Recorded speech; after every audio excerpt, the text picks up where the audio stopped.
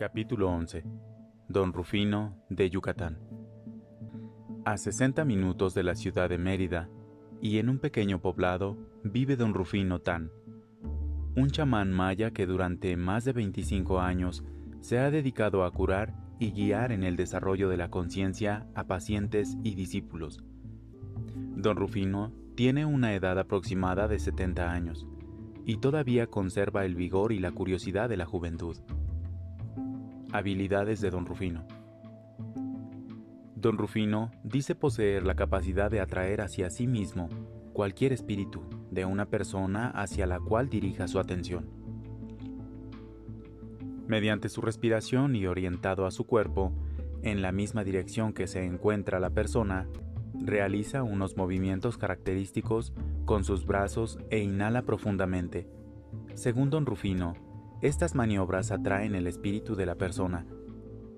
Una vez en posesión de aquel, este chamán deposita la presencia espiritual en una de sus discípulas, la cual ha sido entrenada para incorporar dentro de su cuerpo al espíritu de la persona atraída.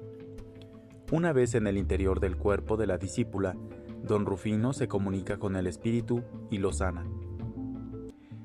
Según don Rufino, la enfermedad tiene su origen en la ocupación que un espíritu ajeno hace del cuerpo de una persona. Sanar a la persona es alejar el espíritu intruso y devolver el original.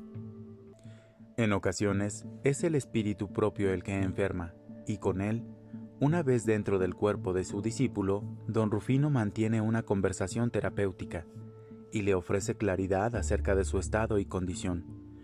Cuando el espíritu enfermo recibe la influencia terapéutica que don Rufino le ofrece, o cuando el espíritu intruso es convencido de dejar de molestar a la persona, vehículo o blanco, la persona se cura. El maestro de don Rufino. Este chamán afirma ser discípulo de don Máximo Ken, la autoridad máxima en la disciplina que don Rufino practica.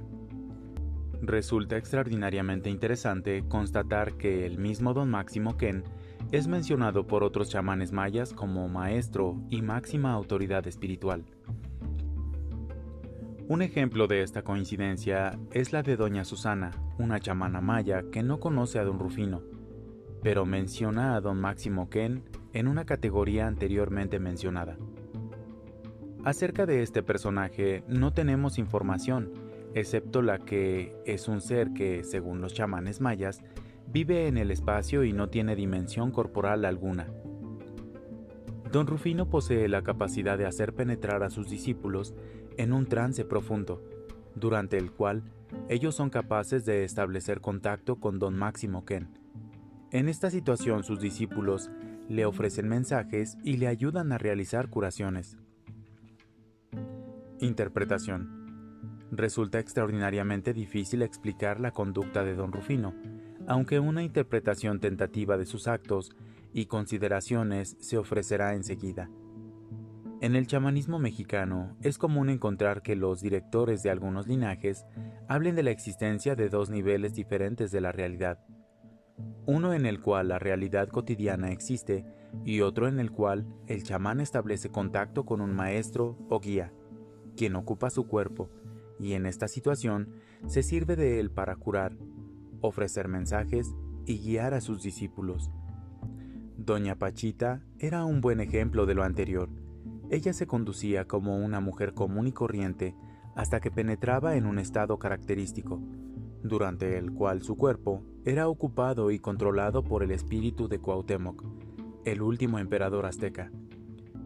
Ocupada por Cuauhtémoc, doña Pachita era capaz de realizar hazañas milagrosas y extraordinarias de curación y de manejo de la energía y la materia.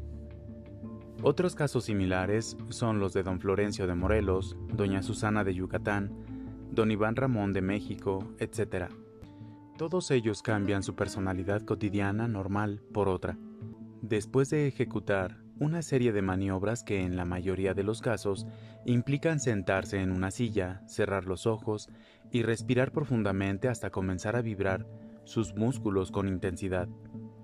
Todos los chamanes, excepto don Rodolfo de Veracruz, afirman que durante el trance su cuerpo es ocupado por otro espíritu. Don Rodolfo afirma que durante su trance no es un espíritu ajeno el que ocupa el cuerpo del chamán, sino es el mismo chamán en otro nivel de sí mismo, nivel generalmente inaccesible para la conciencia cotidiana, pero definitivamente más cercano al propio ser. Esta interpretación coincide con la postura del renunciante típico de la India, quien, a fuerza de no aceptar identificarse con ningún papel social, estructura o acuerdo, acaba viviéndose como separado de su propio cuerpo, con el cual tampoco acepta identificarse. Este renunciante habla de sí mismo en tercera persona, concediendo que su identidad corporal no es su verdadero yo. Así, él mismo se encuentra más allá de sus condicionamientos, historia personal y apegos, en una región de mismidad sin identificaciones, totalmente libre de restricciones y necesidades e independiente de las leyes que apresan al resto de los mortales en el interior de estructuras, identificaciones concretas y dependencias materiales.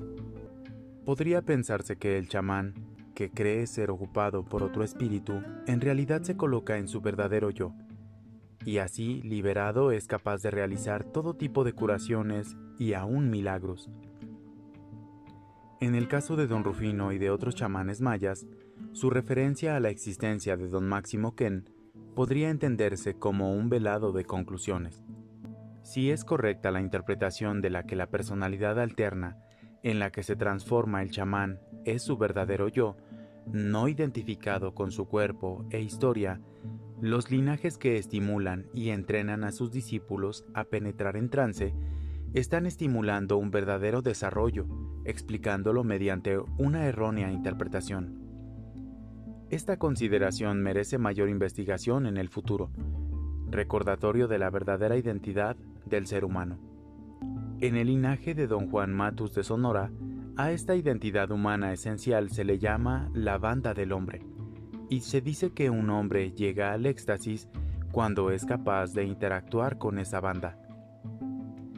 La capacidad de Don Rufino de interactuar con los espíritus enfermos o intrusos de sus pacientes podría interpretarse en base a la teoría sintérgica, como una capacidad del campo neuronal de Don Rufino de enfocarse en los campos neuronales de sus pacientes y de modificar su morfología a distancia. Conclusiones. Si es correcta la interpretación de que la personalidad alterna, en la que se transforma el chamán, es su verdadero yo, no identificado con su cuerpo e historia, los linajes que estimulan y entrenan a sus discípulos a penetrar en trance están estimulando un verdadero desarrollo, explicándolo mediante una errónea interpretación. Esta consideración merece mayor investigación en el futuro.